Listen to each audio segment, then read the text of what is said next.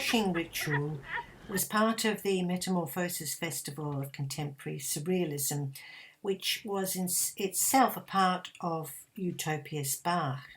But in my mind, this experiment came into the Crone Cast umbrella. A Crone Cast is an assemblage within an assemblage comprised of beings who identify as crone. It is a collective of perimenopausal and postmenopausal artists that I set up as part of my doctoral studies into becoming old woman. I focus on hands in the middle of a pandemic and a dinner party in the real world. So how do you arrive at a dinner party? What do you take? What do you wear?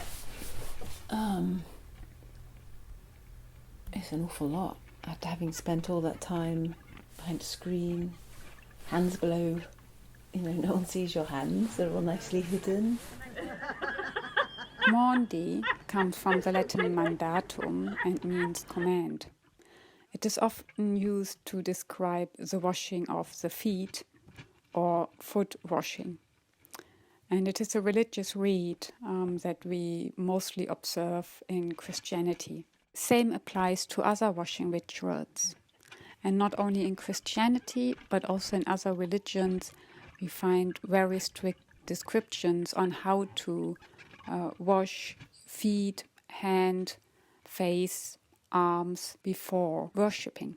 They become even more private as as part of the lack of physical presence anywhere. Hands are almost, I suppose, like legs as well, and feet. They're just not around, are they? And then, so we're presenting our hands in a way, almost like a key, almost like the entry requirement. In the course of the corona pandemic, hand washing rituals, different to feet washing rituals, became a core part of our everyday life. Indeed, there ought to be such a core part of our everyday life that the government decided to publish guidelines on how to wash our hands. This is not the case for washing our feet. These guidelines or recommendations due to the corona pandemic intervened in our public lives but also in our private lives. And this is something that I was interested to explore. But I was mostly interested in exploring a very subjective observation of myself. Because I tend to remove my shoes in the home. So coming from shopping, coming from work, the first thing I do is I slip off my shoes. A ritual for me. Once I've taken off my shoes, I'm home. I left the outside, the public sphere outside or in the corridor, and now I'm inside. However, with the corona pandemic, this slightly changed, because what happens now is I take off my shoes and then I walk upstairs into the bathroom and wash my hands for 20, and only then it's like that I left outside. The state intervention into my everyday habit of slipping off my shoes made apparent to me my own ritual and my own perception of public and private, and it also made me aware of how my habits are informed by religion, hygiene regimes, traditions of the family, or of course state regimes. In 1971, the Fluxus artist Joseph Beuys did a performance called Celtic Plus. This performance contained two parts. The first part, in the beginning, Beuys did a feet washing for 7 members of the audience. For Joseph Beuys, the act of washing someone's feet embodies the idea of humility and equality, both values for a more democratic and more just society. Including this ritual in his Celtic Plus performance emphasized his idea of art as a social sculpture. As became clear with the coronavirus, hand-washing rituals are not only a matter of self-care, but also a matter of social care as well.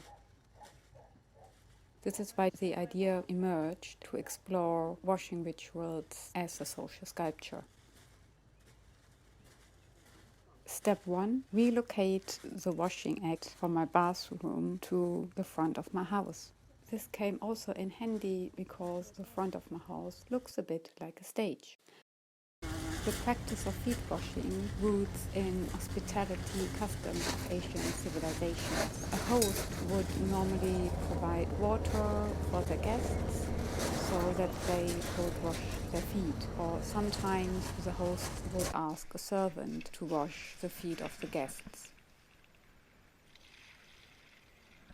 However, I was aiming for a Corona appropriation of Beuys' Celtic class performance, washing each other's hands as an embodiment of a social sculpture. We would be delighted to see if you fancy to perform this ritual with you, your friends, your family, yourself, and share your experiences with us. And if you like to hear about our experience and some of our thoughts during and after the performance, just stay tuned.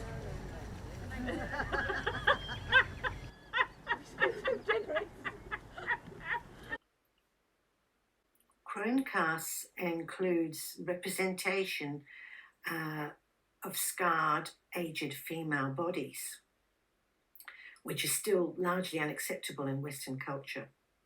We are trying to reimagine and transform ideas of becoming and ways of seeing as women and as artists.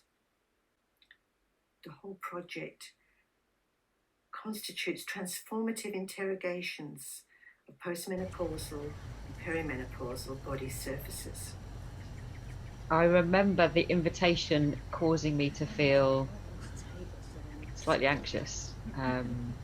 Something at a time during COVID where there was a lot of noise in the background and anxieties and fears of coming together, and the fears that brought up with me of how it could cause people to not want to connect, to feel isolated in communities, and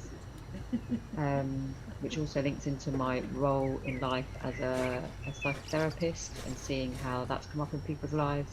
So this invitation to come to a gathering where this was brought in as an initial ritual and a thing that we would do together, but almost what I heard it as in my being, because of my own fears and response to COVID and all the sort of rules and regulations that come into social interactions, as being like, I don't want to do that. I felt this, I don't want to do that. I don't want to celebrate this. I don't want to make it a thing. And the trust in my friends, the friend who invited us to do it and the friends that were attending, made me trust that even this uncomfort around this invitation was still something to explore and to face and to see what was this resistance. But so Sarah washed my hands, I think, and her hands were incredibly soft, and it was very beautiful to have my hand washed. And it reminded me of my hairdresser, who said that she had clients who'd come in and they had no physical contact, not even with like their grandchildren or family, for 18 months, and so she was their only bodily contact for that long. So this would be my response to my memory of the washing ritual and the dinner at your house on whatever day it was, when I believe we were still in lockdown times, or certain just come out of lockdown times. The memory of the event itself, I remember feeling confused by the ritual and slightly awkward, and then not wondering what it was for when we left the ritual behind and entered a different ritual of food and sharing food. I realised I didn't know why we'd done the ritual. And on watching the vlog of the memory of the ritual, it's got me thinking about ritual and its purpose and its meaning. Is it only meaningful if you know the reason, or can the ritual itself be enough reason? And the video made me think of the barrier of the soap against the COVID, the way that the actual action of soap breaks down the barriers of the surface of viruses. And then the hand washing and the strange intimacy of it are still protected by the barrier of the soap from the COVID, but also from completely touching each other's skin.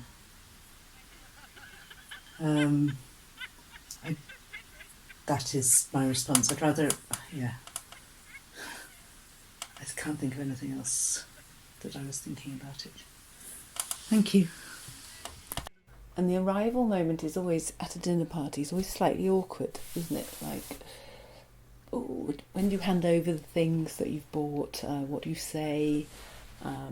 Do they want you to take your shoes and coats off? Where do you put them? So this was a much more, well, it's quite an extreme way of restarting physical presence and dinner parties and intimacy, physical intimacy, with a group of people, and it was it was really good to have it as a ceremony, because it means that you're sort of going to be led through it. And actually meant, Sarah had an idea of how it was going to work, and I don't think any of the rest of us did. So it was rather lovely to be led through that process. Yeah, guided through that process, really. Yeah, with these props and our time bomb hands. My hands have always been something I was quite ashamed of. They're so huge. In a hand washing ceremony, will they even fit in the bowl as milkmaid hands? But they're also like of service, and there was an aspect of service which was around collecting the leaves and bringing the materials, the soap and the towel, and something around the videoing and photography. But there was something about receiving, so like something about receiving and being of service, so sort of social care and self-care were all mixed in together. But I was surprised by the once we'd covered the path with leaves, it did look like a road to a magical place, which is how having dinner felt. Because I don't think I'd had dinner out for God knows how long, like 18 months or something. Out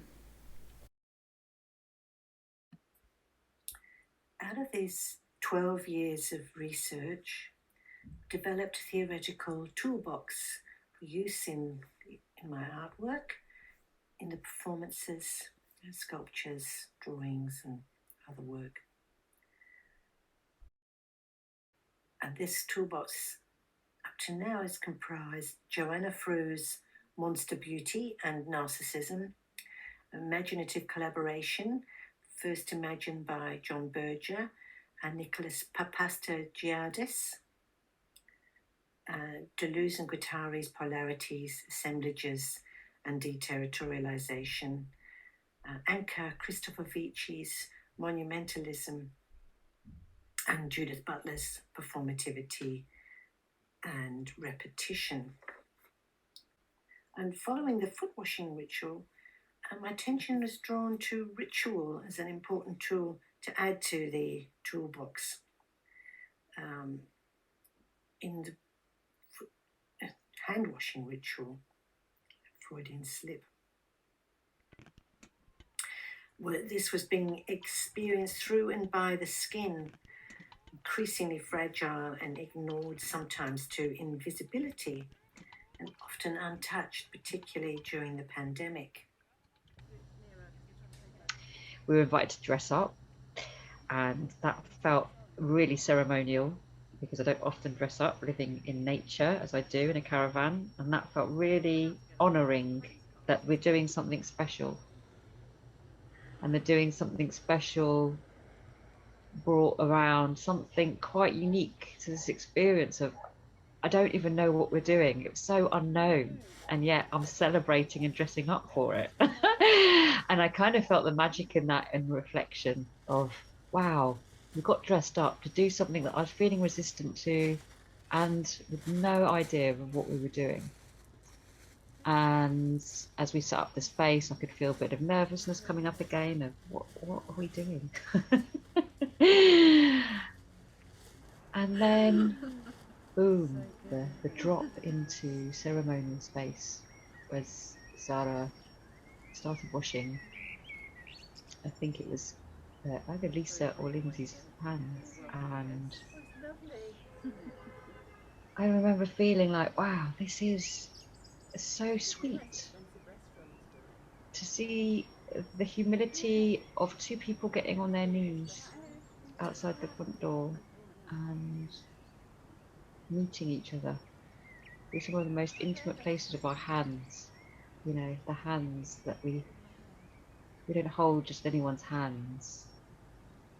It's quite an intimate act, and to wash feels like a stance of humility. To be on one's knees was like a stance of humility, and I felt the profoundness start at this moment, and the silence as well, the real like wow, and then the laughter and the interaction, and there were the sort of joviality and a bit of this vibe, but really in my heart a deep sense of this is profound and beautiful, and how something beautiful could come out of something that to me was representative of social dystopia, you know, not being able to interact as human beings with social multi-dimensional beings and not being able to connect, but yet offering a gateway to a different way of connecting, if taken from a completely different perspective, was just magical. All the participants of the washing ritual were members of Crone Cast, except Sarah Pogoda, who initiated and ran the hand washing ritual. The staging of it was very good for me, and on a kind of natural stage, up some steps in the amphitheatre, which is the higher part of Bangor. And it was witnessed by some schoolboys, which I thought was excellent because they're in particular need of witnessing old women behaving in ways that they don't usually behave. I've noticed that we have some of the most profound effects on them as an audience, for which I'm deeply grateful. But there were one or two barriers for me, for my experience of the ritual, one of which was the fact that the bowls were placed on the ground, which I had to bend down and squat to have my hands washed. That's uncomfortable for me, particularly for any length of time, and if I wanted to kneel, it would have been on pea gravel, which would have been torture to my knees. So that was a slight disincentive for me, and sort of anti the beautiful sensual nature of the rest of the washing. And especially when I started washing Lisa's hands, did I realise that, I mean, I've known Lisa for a long time, and Lisa, Vanda, Selena and I do a lot of work together. But with Lisa, I don't think we don't have a particularly physical contact relationship. We don't really hug that much or anything really. So it was actually really lovely to wash her hands, especially when at that time they were almost like weapons, you know, touching things passing things on, you have a sense that they're sort of covered in dirt, like almost like evil things. So to focus on them with sort of love and in a group like that. Yeah, having washed hands. And I hadn't in the pandemic, I hadn't really focused that much. I wasn't washing packaging, or I wasn't that focused on the physical passing of the virus, but it felt like hands were a weapon, and here we are, in turn washing each other's hands and passing on the sort of cleanliness until we were, baptised and ready to go in, and then walking down the leaf path into Sarah's house in order to have food together. It was almost like casting a spell, like, because we'd done this, all was going to be well.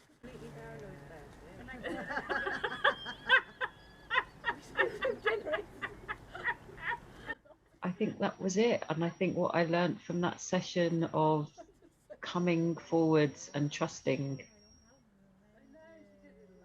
and doing it in good company. I wouldn't just do that with anybody. I trusted the people and felt comfortable with the people I was doing this with, to be able to say, I don't know where I'm going, but I'm willing to go there with this group of people, was a really beautiful learning, an intense one. And yeah, I think with like many acts, I think I'll be changed forever, but mainly to remember that how every single thing in the world offers an opportunity, and how we can reframe, look at things from a different perspective, be creative in that. And when we do the creative perspective, do something like what felt to me like turning something on its head. When we can do that in this world, I feel like it's a really good, positive place to live. It's a good place to be, yeah. So I thank Sarah for that experience and all the other good friends. And I'm really grateful even for this moment to be asked to reflect on it, to go back to that place and remember the ceremony and what we co-created, and to remember that as something that we can create at any moment, actually. At any moment we can do that, and that feels pretty special. Another barrier for me was in the leaf-strewn passageway from the top of the steps to the doorway. And this was created by the wearing of shoes. The leaves were intended to all be oak leaves. Sarah and I had been out collecting oak leaves in Trebolth Gardens, which to strew the paths. I don't think we managed to collect enough to cover the whole path. Sarah had gone out to collect more at a later date, and these were sycamore leaves. And for me, the oak leaves had particular significance because of an imaginary collaboration that I'm trying to do. I'm trying to connect with the Cumaean Sibyl presumably she's in Hades. If she did die, nobody's quite sure. I think Apollo had granted her eternal life, but he was a bit tricky and could have gone back on his word. She shrank so much and shriveled. She had to be kept in an amphora, and then she finally disappeared, the last thing to disappear being her voice. But perhaps she'd just become so small and invisible and unlistened to that we just don't hear her. So I'm trying to hear her. The way she used to connect with messages or prophecies was through oak leaves, and that's how she delivered them to people who visited her, looking for these messages. So I've been trying to connect with oak leaves at different times of the year, and that's why I suggested oak leaves for the string of the path. So there was a layer of sycamore leaves on top of the oak leaves, which might have blocked some of the messages, because I don't recall getting particular messages whilst walking to the front door. Plus, as I said, I was wearing my shoes and tights, which was another barrier to feeling any message through the skin of my feet. So perhaps with hindsight, if we'd had a foot washing, that might have been better for this part of the ritual. Although, again, the pea gravel would have been a disincentive for me.